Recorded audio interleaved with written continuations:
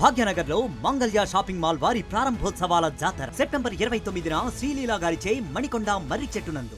రాష్ట్ర రోడ్డు రవాణా సంస్కరణలతో ముందుకెళ్తుంది. ఎలక్ట్రిక్ బస్సులని కొద్దిసేపటి క్రితమే కరీంనగర్లో ప్రారంభించారు. మనతో మాట్లాడడానికి ఆర్టీసీ ఎండి సజ్జనర్ గారు ఉన్నారు. సార్ నమస్తే.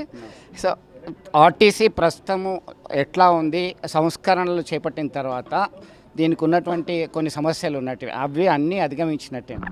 డెఫినెట్లీ మనము గతంలో చూస్తే చాలా సమస్య ఉండేది. ముఖ్యంగా మన సిబ్బంది కావచ్చు, మనకు కూడా కావచ్చు, చాలా సమస్యలు ఉంది. బట్ డెఫినెట్లీ వాళ్ళ ఒక కమిట్మెంట్ వల్ల, వాళ్ళ ఒక డెడికేషన్ వల్ల చాలా అంటే చాలా బాగా చేశారు మన సిబ్బంది అందరూ కూడా. నేను పేరు అభినందిస్తున్నాను. వాళ్ళ మంచి శ్రమ చేయడం వల్ల, మంచి కమిట్మెంట్ డెడికేషన్తోనే చాలా మనం ఆదాయం కూడా పెరిగింది. మనకు అదేవిధంగా చారిత్రాత్మక మహాలక్ష్మి స్కీమ్ వల్ల కూడా ప్రజా రవాణా వ్యవస్థకు చాలా మేలు జరిగింది. దానివల్ల కూడా మన సిబ్బంది కూడా కొంచెం లాంగ్ పెండింగ్ సమస్యను కూడా మనం పరిష్కారం చేయడం జరుగుతుంది. వచ్చే రోజు కూడా ఇంకా మొత్తం కంప్లీట్ కాలేదు, కొంత ఉంది, డెఫినెట్లీ సమస్య ఉంది. ఎందుకంటే చాలా దశాబ్దాల నుంచి ఉన్న పెండింగ్ ఉన్న సమస్యను డెఫినెట్లీ ఒక్కొక్కటి మనం తీర్చడానికి యాజమాన్యం సిద్ధంగా ఉంది. రాష్ట్ర వ్యాప్తంగా దాదాపు 500 బస్సులను మనం ఇంట్రడ్యూస్ చేయడం జరిగింది. రాబోయే కాలంలో టోటల్గా ఎలక్ట్రిక్ వెహికల్స్ ఇంట్రడ్యూస్ చేస్తారా? ఎట్లా ప్లాన్ చేస్తున్నారు? డెఫినెట్లీ వచ్చే రోజు, ఎందుకంటే అందరికీ మేలు జరిగే ఈ బస్సెస్ డెఫినెట్లీ ఇవి స్టార్ట్ చేయడం జరుగుతుంది. ఈ ఒక పర్ఫార్మెన్స్ ఎట్లా ఉంది చూసుకొని మనం కొంచెం సప్లై కూడా చూసుకోవాల్సిన అవసరం ఉంది. ఎందుకంటే సప్లై కూడా కొంచెం ప్రాబ్లం ఉంది. అవి కూడా చూసుకొని హైదరాబాద్లో మొత్తం ఎలక్ట్రికల్ వెహికల్ బస్సెస్ ఇక్కడ కూడా జిల్లాకి అట్లీస్ట్ స్టార్టింగ్ జిల్లా నుంచి హైదరాబాద్ కనెక్ట్ చేయడానికి యాజమాన్యం ప్లాన్ చేయడం జరిగింది.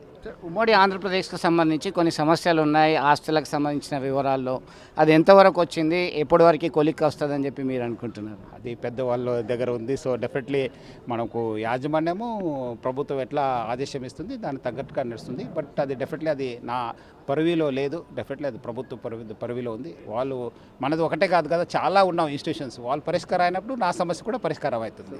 మహాలక్ష్మి పథకం ద్వారా ఆక్యుపెన్సీ రేట్ పెరిగింది ఒకవైపు, ఆర్టీసీ సిబ్బంది పైన అదనపు భారం పడుతున్నది, మమ్మల్ని ఆదుకోవాల్సిన అవసరం ఉందని చెప్పి కండక్టర్లు కొన్ని సందర్భాల్లో ఆందోళనకు దిగినటువంటి సందర్భాలు చూసాము. ఇంకొకటి బకాయిలు రావాల్సినటువంటిది చాలా పెండింగ్లో ఉన్నాయని చెప్పేసి కూడా మీ దృష్టికి వచ్చి ఉంటుంది. ఇప్పటికే ఎప్పటివరకు వాళ్ళకి అష్యూరెన్స్ ఇవ్వగలుగుతారు? మెకానికల్ కావచ్చు, ఆర్టీసీ సిబ్బంది కావచ్చు, వాళ్ళకి సంబంధించి డెఫినెట్లీ మెకానికల్ సిబ్బందికి మనకు లాంగ్ పెండింగ్ ఇష్యూ ఉంది. అది ఆర్పిఎస్ బాండ్స్. ఐ థింక్ ఈ నెల ఈ ఒక జీతంలో మనము ఇవ్వడానికి ప్లాన్ చేయడం జరుగుతుంది. డెఫినెట్లీ అది ప్లాన్ చేస్తాను.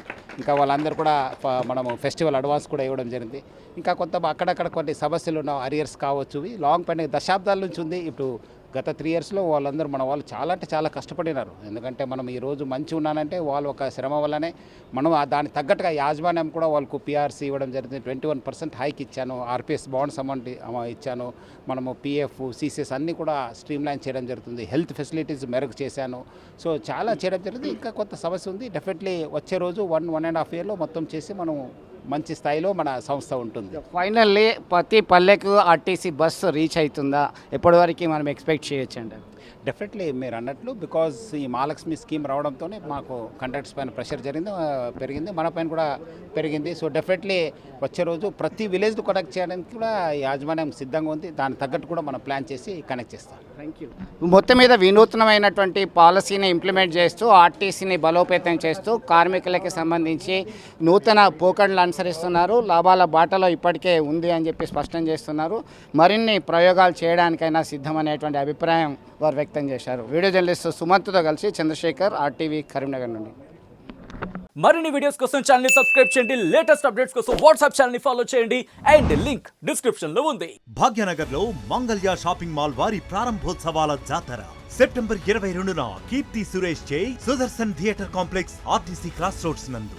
సెప్టెంబర్ 27న సంయుక్త మీనంచే Narsing main road, HP petrol bunk పక్కన. సెప్టెంబర్ 29న శ్రీలీలా గారిచే మణికొండ మర్రి చెట్టు నందు. మంగళ్య షాపింగ్ మాల్స్ గొప్ప ప్రారంభం. ప్రారంభోత్సవ ఆఫర్స్ మిస్ కాకండి. Mangalya shopping mall, Telangana, Andhra Pradesh.